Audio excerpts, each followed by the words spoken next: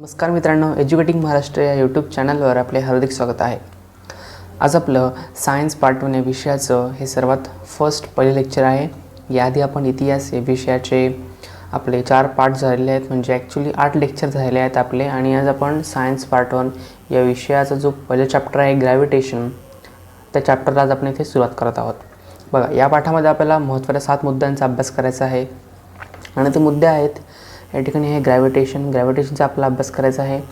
त्यानंतर आहे Kepler's laws, okay, acceleration due to the gravitational force of the earth, gravity जी आहे अर्थची त्याच्यामुळे जो एक्सलरेशन होतो त्याचा अभ्यास करायचा आहे.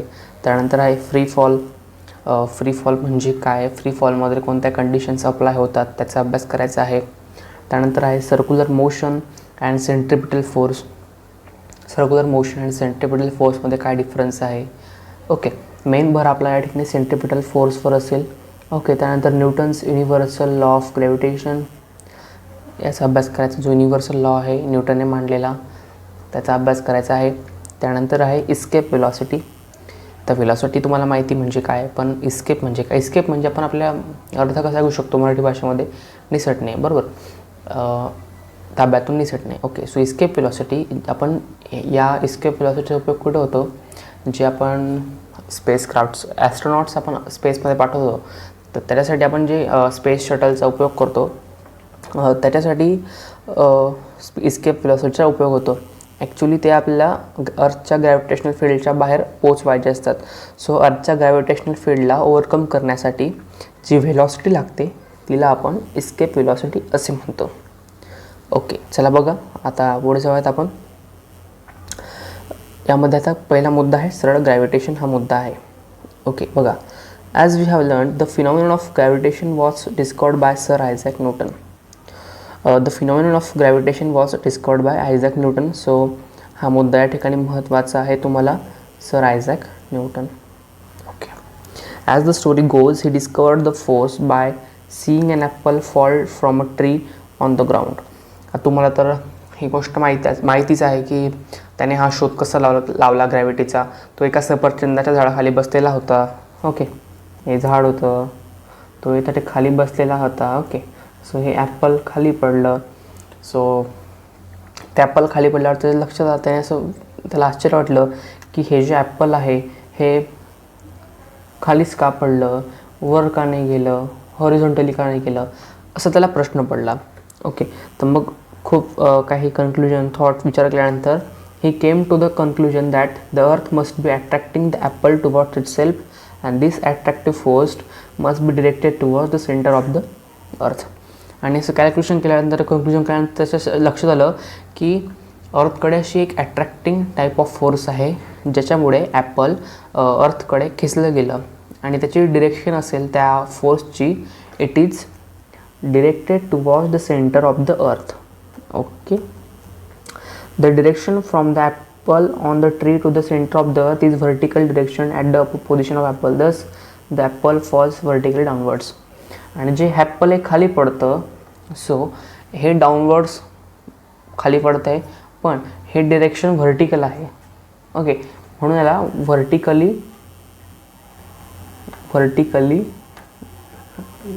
Downwards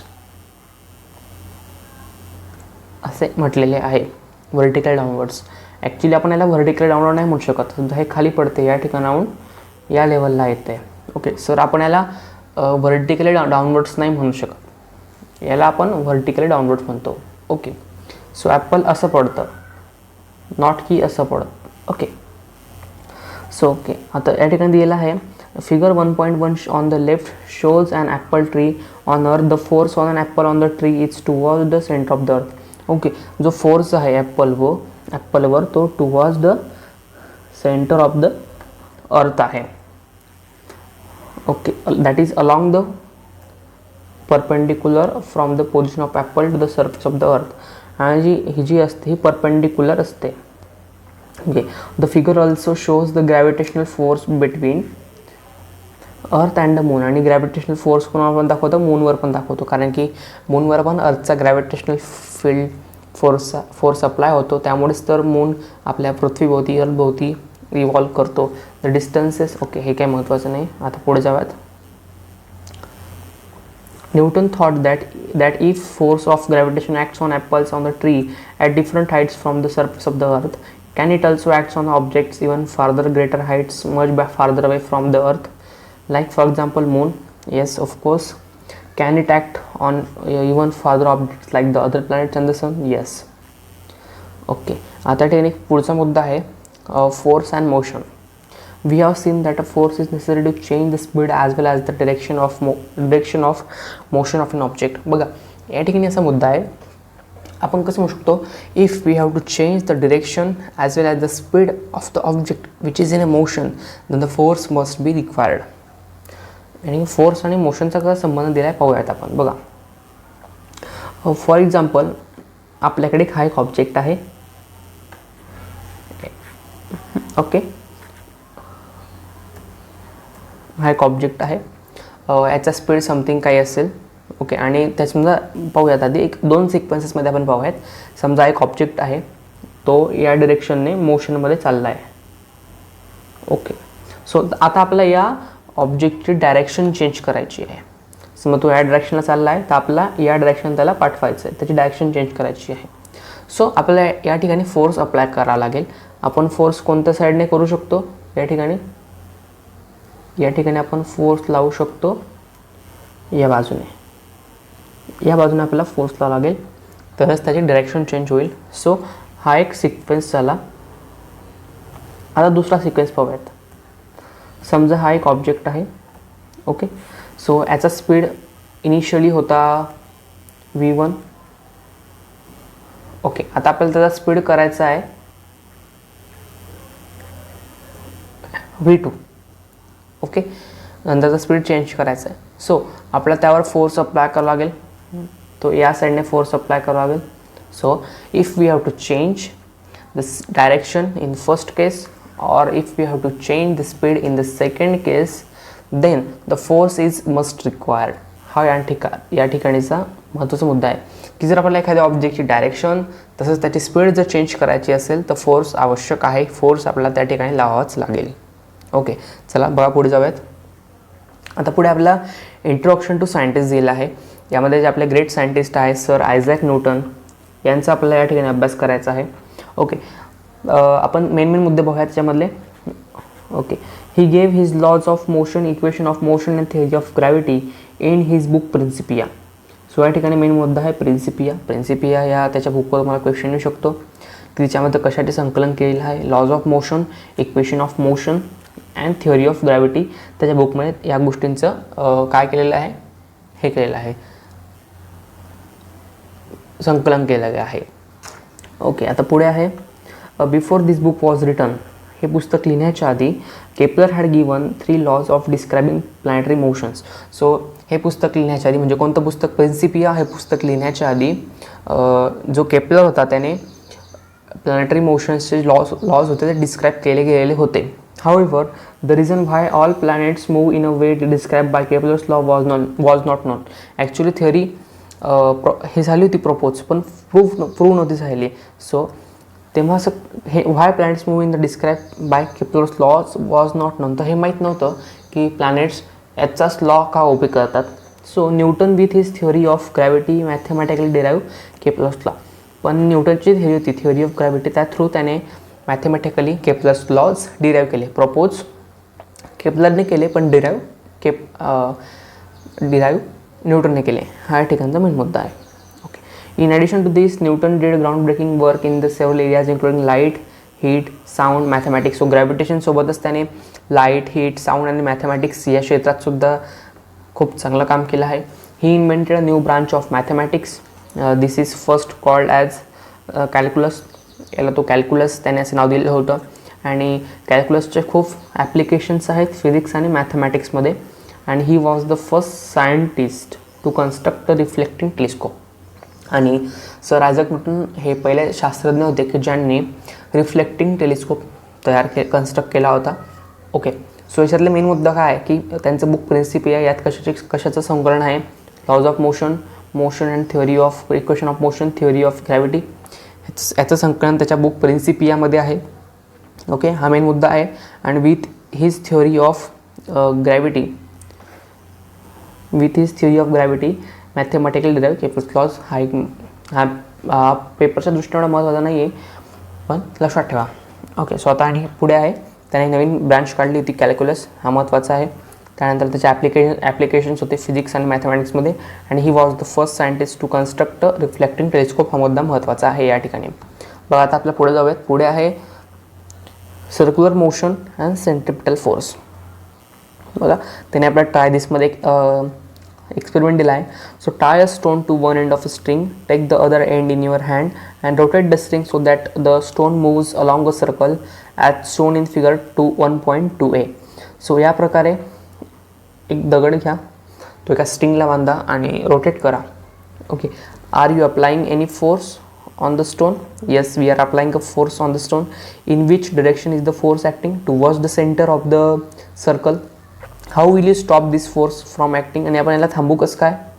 okay, what will be the effect on the stone? याचा इफेक्ट काय होईल स्टोनवर?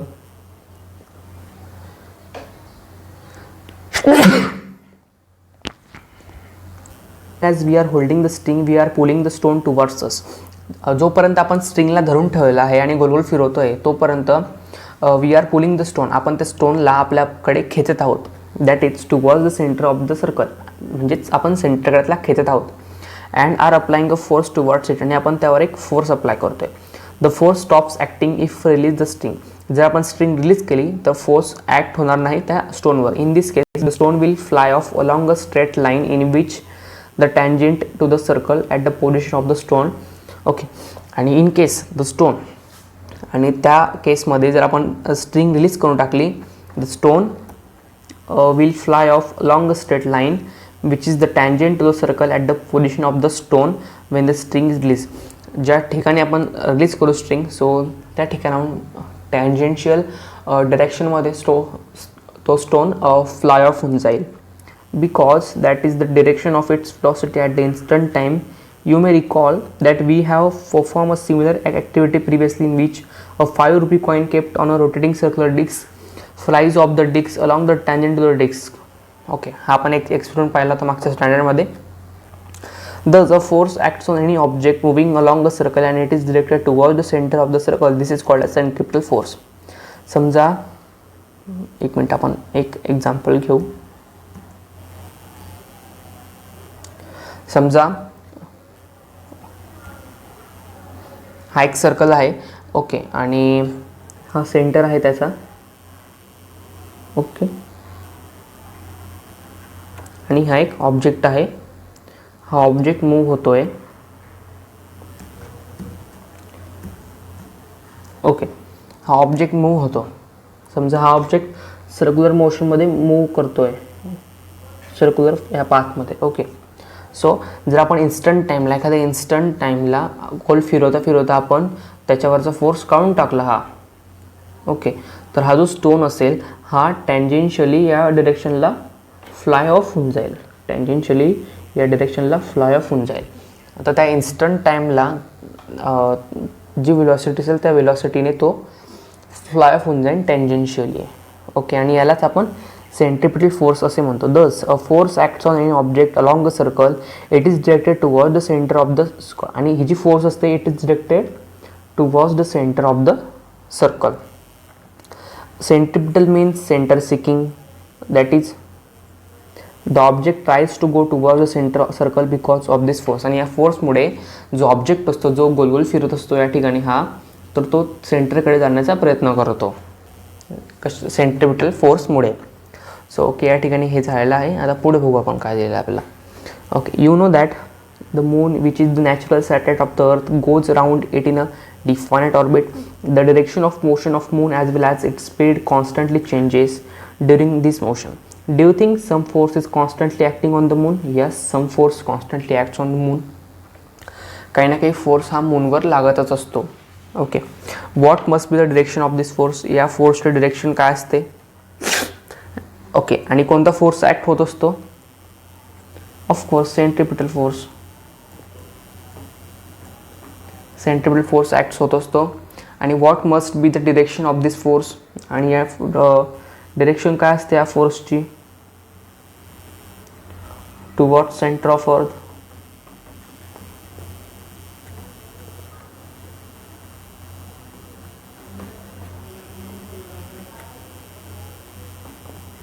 towards center of earth. Okay, how would its motion have been if no such force acted on it? आणि जर कोणत्या प्रकारचा असा फोर्स मूनवर ॲक्ट झाला नसता तर मून पूर्ण आपल्या सोलर सिस्टीममध्ये त्याची जो स्पीड आहे त्या स्पीडने फिरत राहिला असता. Okay, do other planets in the solar system revolve around the sun in a similar fashion? Yes. Is similar force acting on them? Yes. What must be its direction? Other planets were towards center of sun. Other planets were, but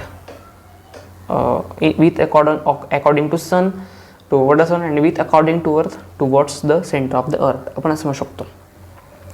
Okay.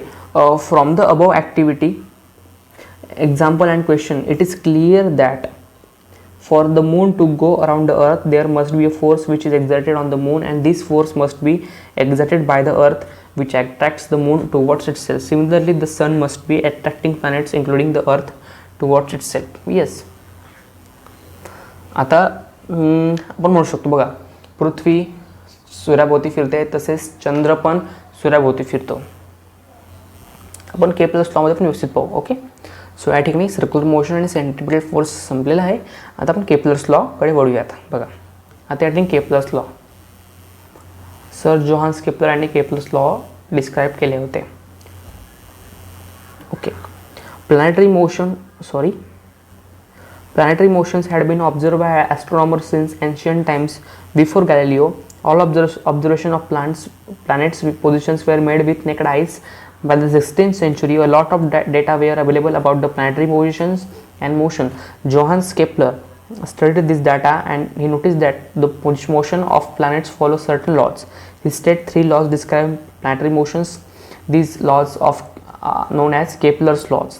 आपल्याला Kepler's law असं म्हणतो आणि त्याला आपला खाली दिले बघा, पाहूया. आता सरळ तरी डू यू नो मध्ये बघा काय दिलेलं आपला.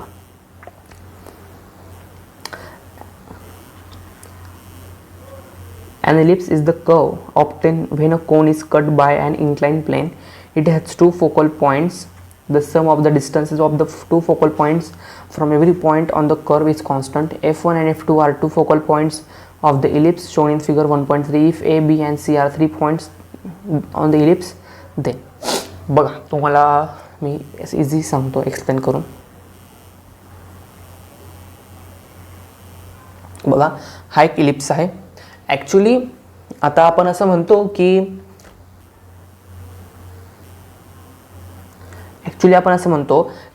जे प्लॅनेट्स आहेत ते सन भोवती सर्क्युलर ऑर्बिटमध्ये रिव्हॉल्व होतात, असं आपण म्हणतो की ते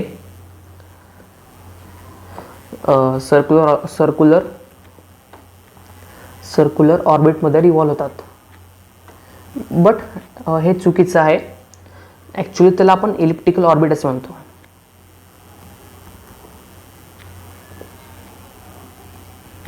इलिप्टिकल ऑर्बिट बरोबर आहे. सो आपण या ठिकाणी इलिप्स घेतला आहे, आपण या ठिकाणी सर्कल नाही घेत आहोत. बरं, ॲक्च्युली सर्कल म्हणजे पण एक इलिप्सच असतो, पण सर्कलमध्ये ना सर्कलला याला पण 2 फोकस असतात पण ते कोइन्साइड झालेले असतात. ओके, पण इलिप्समध्ये 2 फोकस डिस्टिंक्ट असतात.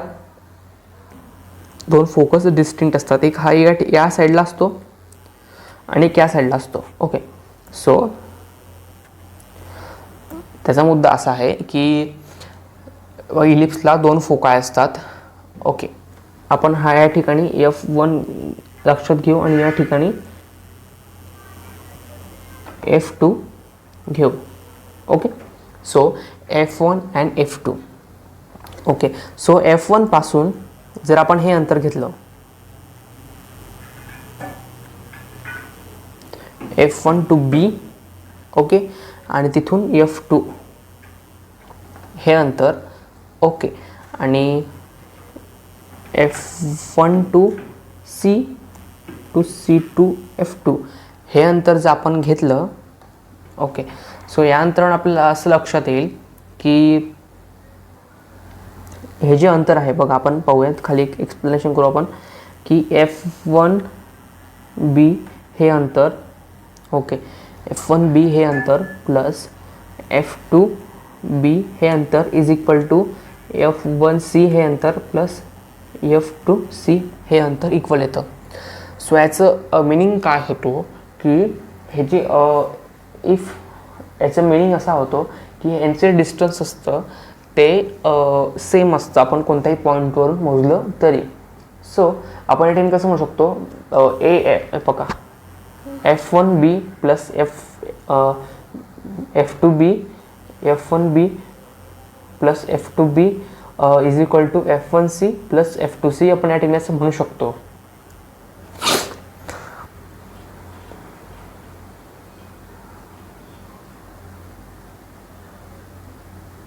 Distances to the two focal points बघा आपण पाहूयात. The sum of the distances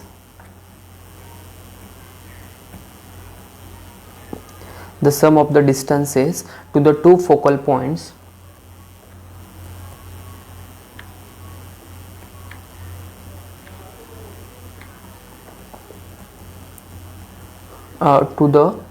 points from every point on the curve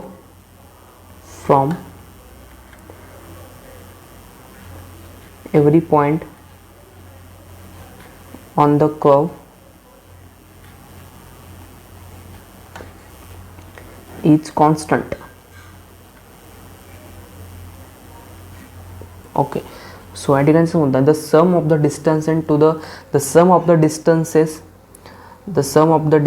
to the two focal points from every point on the curve is constant.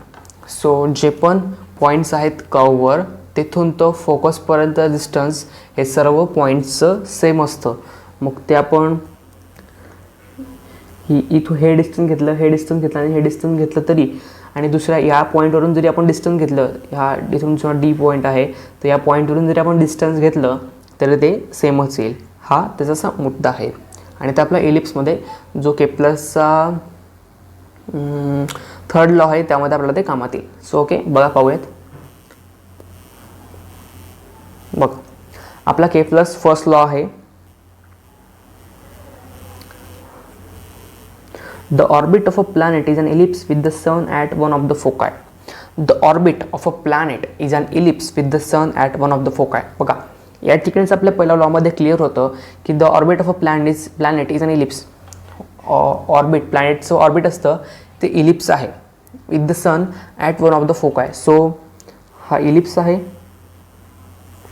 And with the sun at one of the foci. हा एक main मुद्दा आहे.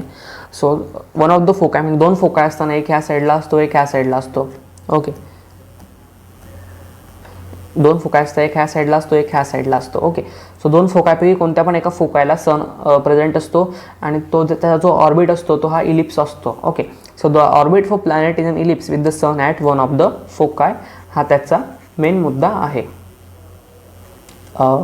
केप्लरच्या first लॉचा की the orbit of a planet is an ellipse with the sun at one of the foci. हा पहिला केप्लरचा फर्स्ट लॉ आहे. त्यानंतर Kepler second law, the line join the planets and the sun sweeps equal area in equal intervals of time. बघा the line joining the planets and the sun sweeps equal area in equal intervals of time. For example बघा हा planet पहिले इथं आहे. Okay, तो त्यांना जी line joining करते ही line join झालेली आहे. So the line joining the planets and the sun sweeps equal area in equal intervals of time. So या ठिकाणी पण जर असेल तो हा जो टाईम असेल स्वीप करण्याचा हा या ठिकाणचा पण सेम असेल, या ठिकाणचा पण सेम असेल आणि या ठिकाणचा पण सेम असेल. हा असा त्याचा उद्देश आहे. The line joining the planets and the sun sweeps equal area in equal intervals of time. So हा एरिया जितक्या वेळात स्वीप होईल तेवढ्याच वेळात हा पण होईल आणि तेवढ्याच वेळात हा पण होईल. ओके, सो हा या ठिकाणचा मेन मुद्दा आहे. आता आपण त्यात एक्सप्लेनेशन दिले पाहू. So A B and C D are distances covered by the planets in equal in time. So A B and C D are distances covered by planet in equal time, that is after equal intervals of time. The position of the planet starting from A and C are shown by B and D respectively. The straight line A S and C S sweeps equal area in equal interval of time, that is area ASB and CSD are equal. आणि हा area ASB equals to area CSD. कारण की या ठिकाणी बघा या ठिकाणची ही जी length आहे ही जास्त आहे, या ठिकाणी कमी आहे, पण या ठिकाणी जी लेंथ आहे ही जास्त आहे, त्यामुळे दोघी एरिया इक्वल आहेत. सो आता आपला केपलर्स थर्ड लॉ इम्पॉर्टंट आहे, आता हा पाहूयात. बघा, the square of its period of revolution around the sun is directly proportional to the cube of the mean distance of the planet from the sun. बघा कसं आहे, the square of its period of revolution. Okay, the square of period of its revolution, period म्हणजे आपण T. The square of period of revolution around the sun is directly proportional to the cube of the mean distance of a planet from sun. Okay, आता ठिकाणी कसं शब्द आहे, मीन distance त्याने वापरला आहे. ओके, सो समजा बघा, आता या ठिकाणी हा सन आहे, हा प्लॅनेट आहे. सो हा प्लॅनेट या ठिकाणचं जे असेल, या ठिकाणी R1 असेल रेडियस. आता इलिप्समध्ये तर काही एकच रेडियस नसेल, कारण की या ठिकाणी रेडियस वेगळी येईल, या ठिकाणी वेगळी येईल, या ठिकाणी वेगळी येईल, आपण सनपासून मोजली. सो आपण या ठिकाणी एव्हरेज घेऊ. सो या ठिकाणचा R1, या ठिकाणचा R2, या ठिकाणचा R3, या ठिकाणचा R4. सो आपण तुम्हाला आता माहिती आहे आपण एव्हरेज कसा काढतो. R1 plus R2 plus R3 plus R4 divide by 4, जितक्यावरती टर्म्स असतील तितक्याने आपण डिवाइड करतो. सो जो ॲव्हरेज येईल तो आपण मीन घेऊ. सो आपण मीन या ठिकाणी घेतलेला आहे. So T square, the period of revolution of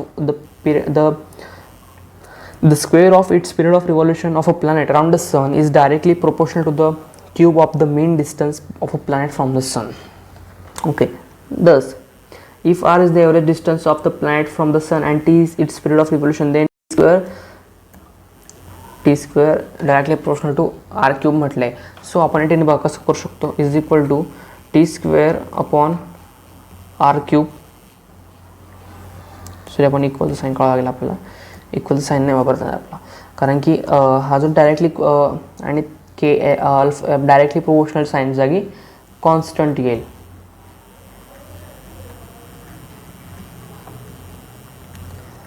that is T square upon R cube is equal to k. Okay, so Kepler obtained this law simply from the study of position of the planets obtained by regular observations. He had no explanation as to why planets obey these laws. We will see below how these laws help Newton to formulate his theory of gravitation. आणि या लॉसच्या हेल्पवरून त्याने त्याचं theory of gravitation formulate केली आहे न्यूटनने. So या ठिकाणी आपण आपले केपलर्स लॉ पण झालेले आहेत आज. ओके, सो आज आपण जो पहिला मुद्दा आहे कोणता आहे, आपण ग्रॅव्हिटेशनचं इंट्रोडक्शन पाहिलं या ठिकाणी. ओके, त्यानंतर आपण इंट्रोडक्शन टू सायंटिस्ट पाहिलं. ओके, त्यानंतर सर्क्युलर मोशनचा पार्ट पाहिला आपण, सेंट्रिपिटल फोर्सचा पार्ट पाहिला. त्यानंतर केपलर्सच्या पण 3 लॉ आपण आज पाहिलेले आहेत. ओके, त्यानंतर आता जे पुढचा मुद्दा आहे Newton's universal law of gravitation, आणि पुढचे जे मुद्दे आहेत ते आपण नेक्स्ट लेक्चरमध्ये पाहूयात. आपण या ठिकाणी थांबू आज. आणि जर आजच्या लेक्चरमध्ये काही प्रॉब्लेम असेल, डाऊट असेल तर तुम्ही कमेंटमध्ये विचारा मला, मी तुम्हाला नक्की उत्तर देईल. So okay, thank you. भेटूया लवकरच नवीन लेक्चरमध्ये. बाय.